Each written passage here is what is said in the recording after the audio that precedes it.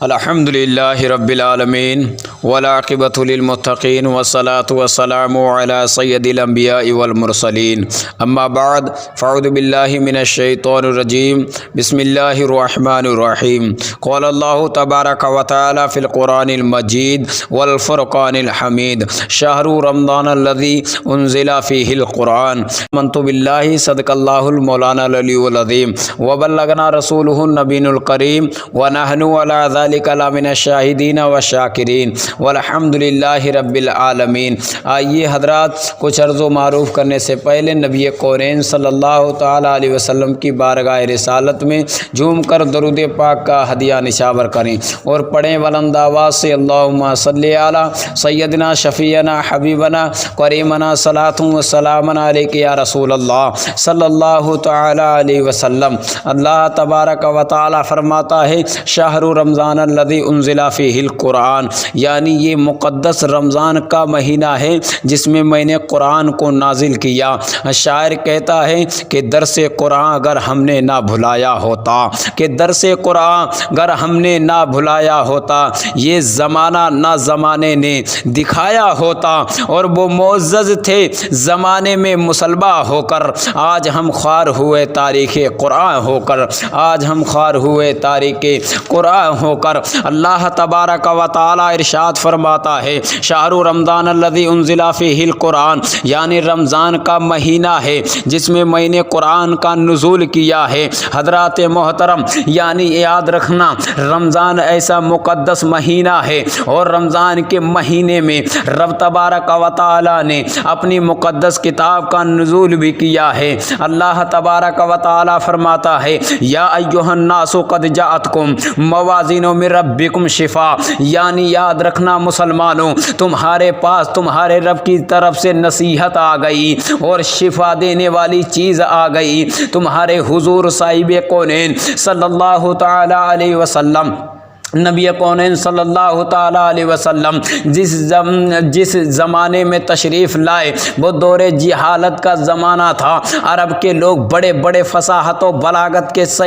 شہ سوار سمجھے جاتے تھے، یعنی بڑے بڑے یعنی فصاحت و بلاغت کے بادشاہ تھے، یعنی میدان میں اگر اتر جاتے تھے تو فصاحت و بلاغت ان کے قدم چوما کرتی تھی۔ مگر جب رب تبارک و تعالیٰ نے دیکھا تو اللہ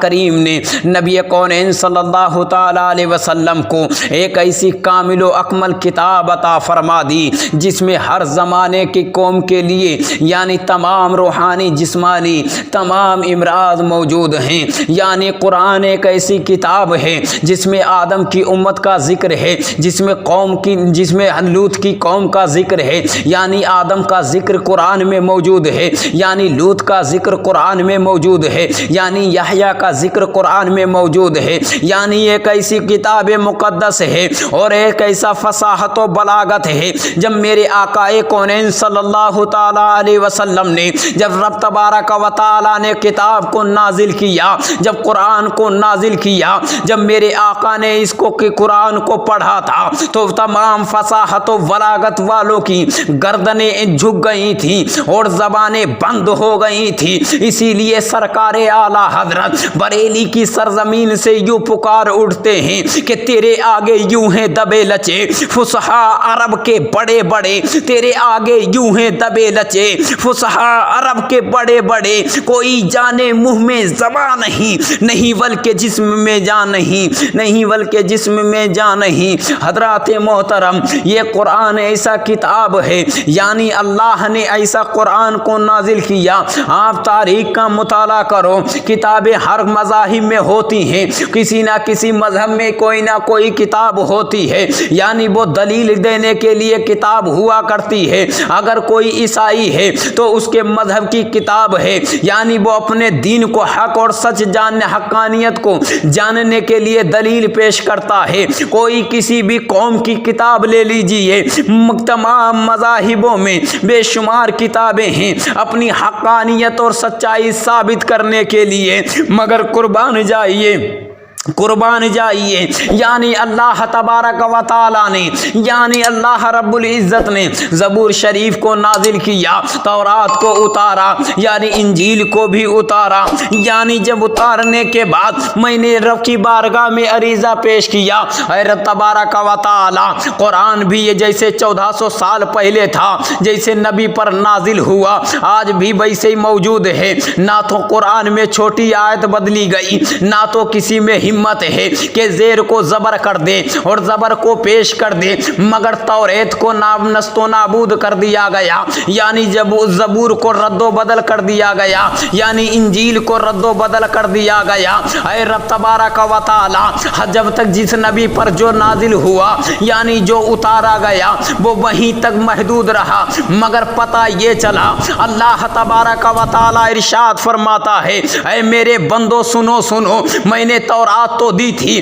مگر ذمہ نہ لیا تھا، میں نے انجیل تو دی تھی مگر ذمہ نہ لیا تھا، میں نے زبور تو دی تھی مگر ذمہ نہ لیا، میں نے عالم تصور میں رب کی بارگاہ میں گڑ گڑانا شروع کیا۔ اے رب تبارک و تعالی، قرآن کا کیا حال ہے؟ قرآن آج ویسا ہی ہے جو 1400 سال پہلے تھا، جو قرآن صدیق اکبر پڑھتے تھے وہی آج قرآن موجود ہے، جو نبی کونین سب پڑھا کرتے تھے وہی قرآن آج موجود ہے۔ تو رب تبارک و تعالی نے اعلان کر دیا، اے میرے بندو سنو سنو، اللہ ارشاد فرماتا ہے، انا نحن نزلنا الذکر وانا لہ لحافظون، یعنی بے شک ہم نے اسے اتارا ہے اور ہم نے اسے نازل کیا ہے، ہم ہی اسے نگہبان ہیں، یعنی ہم ہی اس کے رکھوالے ہیں۔ تو بات پتہ چل گئی، قرآن آج بھی ہے، قرآن آج رہے گا، قرآن صبح قیامت تک موجود رہے گا۔ اگر قرآن کو مٹانا ہے تو معاذ اللہ خدا کو مٹانا ہوگا، اور یہ کسی کے مائی کے لال میں دم نہیں کہ خدا کی ذات سے جو ٹکرا جائے۔ یاد رکھنا مسلمانوں، رب نے قرآن کو نازل کر دیا، اب رب ہی اس کا نگہبان ہے، یعنی ایک ایسی واحد کتاب ہے، یعنی ایک قرآن مقدس ایسا کتاب ہے جو تمام ہمیشہ ہر شخص کے لیے ہدایت کی بات کرتی ہے، یعنی مصطفیٰ کریم صلی اللہ تعالی علیہ وسلم کے تمام بڑے بڑے عظیم الشان معجزوں میں سے ایک معجزہ قرآن مقدس کا ہے۔ آپ تمام کتابوں کو مد نظر رکھیں، مگر جب قرآن کی باری آئے گی، آپ جب کتابوں سے سوال کریں گے، اگر ان کا نام پوچھا جائے تو کوئی کتاب نام نہ بتا پائے گی، اگر یہ کوئی بات معلوم کی جائے تو بتا نہ سکتی ہے، مگر جب قرآن کی باری آئی، میں نے عالم تصور میں قرآن مقدس کو پکڑا اور میں نے قرآن سے سوال کیا، اے قرآن مقدس میری رہنمائی فرمائیے، آپ کا نام کیا ہے؟ میں نے جب قرآن سے اتنا پوچھا تو قرآن نے اعلان کر دیا، تجھے ادھر ادھر جانے کی ضرورت نہیں ہے، بلکہ اگر رب فرماتا ہے، میں قرآن ایک ایسا کلام ہے، میں نے چھوٹی سے چھوٹی چیز اور بڑی سے بڑی چیز قرآن میں موجود کر دی۔ میں نے پوچھنا چاہا مگر قرآن نے کہا، اگر تجھے کچھ معلوم کرنا ہے تو میرے پاس آ، اگر نام پتہ کرنا ہے تو میرے پاس آ، اگر نزول معلوم کرنا ہے تو میرے پاس آ۔ میں نے قرآن سے پوچھا، اے قرآن مقدس ذرا یہ بتا تیرا نام کیا ہے؟ تو قرآن نے اعلان کر دیا، بل ہوا قرآن مجید، یعنی میرا نام قرآن مجید ہے۔ میرے ذہن میں سوال اٹھا، جب اتنا بتا دیا تو میں نے قرآن سے ایک سوال اور کر لیا، اے قرآن بتا تو کس کی جانب سے آیا ہے؟ تو قرآن نے چیخ چیخ کے اعلان کر دیا، تنزیل من رب العالمین، یعنی میں رب تبارک و تعالی کی جانب سے آیا ہوں۔ میرا اعتبار بڑھتا گیا، میں نے قرآن سے پوچھا، اے قرآن مقدس تیرا نزول کس پر ہوا؟ تو قرآن نے اعلان کر دیا، نزل علی محمد، یعنی میں مصطفیٰ کونین پر نازل کیا گیا ہوں۔ میرے ذہن میں سوال پھر پیدا ہوا، اے قرآن تو کس لیے آیا ہے؟ بات سمجھ میں آ گئی، رب نے تجھے نازل کیا، مصطفیٰ پر تو نازل ہوا، اور یعنی تیرا نام قرآن ہے، مگر تو دنیا میں کس لیے آیا ہے؟ تو قرآن نے جواب دے دیا، آدم و عیسیٰ تک، یعنی امت محمدیہ کی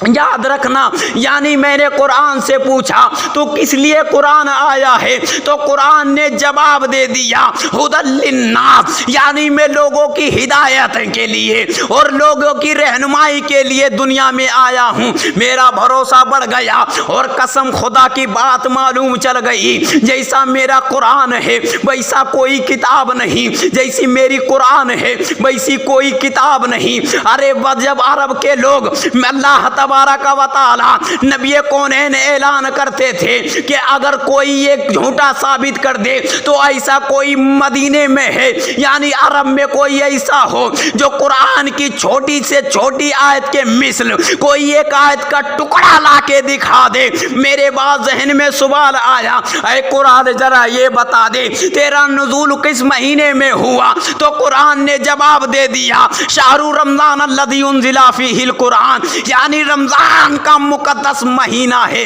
جس میں میرا نزول کیا گیا ہے۔ حضرات محترم، میں نے جاتے جاتے قرآن سے ایک سوال اور کر لیا، اے قرآن بتا رات میں نازل ہوا یا دن میں نازل ہوا؟ تو قرآن نے اعلان کر دیا انا انزلناہ فی لیلۃ القدر، یعنی میں شب قدر کی رات میں نازل کیا گیا ہوں۔ یعنی یاد رکھنا مسلمانوں، یہ ایسا کلام ہے جس کا کوئی جواب نہیں، یہ ایسا کلام ہے جس کا کوئی جواب نہیں، یہ ایسی حق اور سچ کتاب ہے جس کے سوا مگر ایک بات یاد رکھنا مسلمانوں، میرا مصطفیٰ لاجواب ہے، میرا مصطفیٰ تمام نبیوں میں جس طریقے سے اعلیٰ ہے، تمام کتابوں میں میری کتاب اعلیٰ ہے، میرا مصطفیٰ بھی لاجواب ہے، میری کتاب بھی بے مثال ہے، نہ میرے مصطفیٰ کا کوئی ثانی ہے نہ میرے قرآن کا کوئی ثانی ہے۔ حضرات، اور اس کے بارے میں یعنی تمام کتاب اللہ تبارک و تعالیٰ کے نبی کونین صلی اللہ تعالیٰ علیہ وسلم کئی حدیثیں لکھنے والے لکھیں،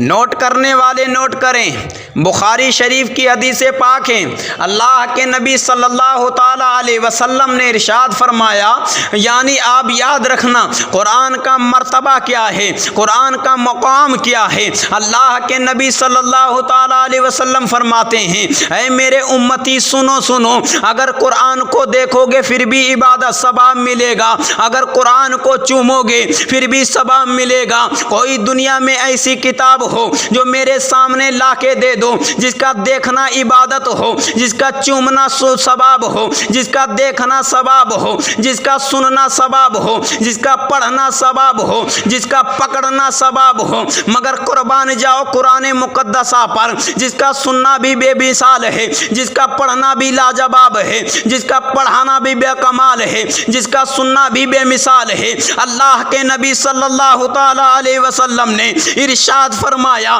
بخاری و مسلم میں موجود ہے، اللہ کے نبی فرماتے ہیں، خیرکم من تعلم القرآن وعلمہ، یعنی تم میں وہ انسان بہتر ہے جو قرآن کو سیکھے اور سکھائے۔ یعنی یاد رکھنا مسلمانوں، اللہ کے نبی نے فرمایا تم میں انسان وہ بہتر ہے جو قرآن کو سیکھے اور سکھائے۔ تو معلوم یہ چلا قرآن کوئی ایسا ویسا کلام نہیں، بلکہ قرآن ایک ایسا کلام ہے جس کو پڑھ لیا جائے تو آدمی بیمار بھی ہو تو شفا یاب ہو جائے، اگر مریض مرض والا پڑھ لے تو شفا یاب مل جائے، اگر کم دست والا پڑھ لے تو صحت مند ہو جائے، اگر کمزور پڑھ لے تو طاقتور ہو جائے، اگر سچے دل سے مصطفیٰ کا کلمہ پڑھ کر عشق دل میں عشق نبی کو بیٹھا کر اگر ایمان پڑھ کر کلام پاک کی تلاوت کر لے تو ایمان والا ہو جائے۔ اور ایسا ہوا حضرات محترم،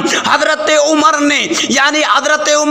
سورہ مریم کو سنا تھا تو ایمان میں داخل ہو گئے۔ یہ قرآن کا مرتبہ ہے، اور اللہ تبارک و تعالیٰ کے نبی فرماتے ہیں، خیرکم من تعلم القرآن وعلمہ، یعنی تم میں بہتر ہے جو قرآن کو سیکھے اور سکھائے۔ حضرات یاد رکھنا مسلمانوں، آج ہم کیوں دشمنوں کے پیچھے دبے جا رہے ہیں، آج ہم کیوں مار کھا رہے ہیں، یعنی یعنی علیحدگی ہوتی جا رہی ہے، دوری اختیار کرتے جا رہے ہیں۔ میں نے قرآن کو چھوڑ دیا ہے، میں نے قرآن کو پڑھنا چھوڑ دیا ہے، اب چغل خوری غیبتوں میں لگ گئے۔ مگر پہلے کے اسلاف کی یاد کرو تاریخیں، آپ جنگ بدر اٹھا کے دیکھ لو، آپ جنگ احد اٹھا کے دیکھ لو، انہوں نے قانون کے دائرے میں رہ کر انہوں نے قرآن سے محبت کی اور صاحب قرآن سے محبت کی۔ تو رب تبارک و تعالی فرماتا ہے انماکم، یعنی جب تم اللہ اور اس کے رسول سے اور قرآن سے محبت کرتے ہو